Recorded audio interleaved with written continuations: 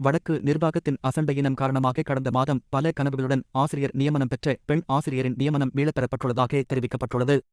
யாழிற்கு கடந்த மாதம் வருகை தந்த ஜனாதிபதி ரணிலினால் வடக்கில் ஆசிரியர் சேவைக்கு இணைத்துக் கொள்ளப்பட்டவர்களுக்கான நியமன கடிதங்கள் வழங்கும் நிகழ்வு யாழ் தந்தை செல்வா கலை அரங்கில் இடம்பெற்றது. குறித்த வைபவத்தில் ஆசிரியர் ஒருவருக்கு வழங்கப்பட்ட நியமனம் மீளப்பெறப்பட்ட சம்பவம் வடக்கு மாகாணத்தில் இடம்பெற்றுள்ளது.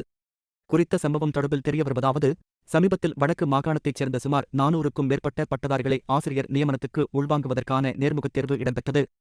இவ்வாறு நேர்முகத் தேர்வு இடம்பெற்ற நிலையில் புள்ளிகள் வெளியிடப்படாமல் நியமனத்துக்கு உள்வாங்கப்பட்டவர்களின் பெயர் விவரங்கள் வடக்கு மாகாண கல்வி அமைச்சினால் வெளியிடப்பட்டது. இவ்வாறு வெளியிடப்பட்ட பெயர்களில் கிளிநொச்சியைச் சேர்ந்த பெண் பட்டதாரி ஒருவரும் ஆசிரியர் நியமனத்திற்கு உள்வாங்கப்பட்டார்.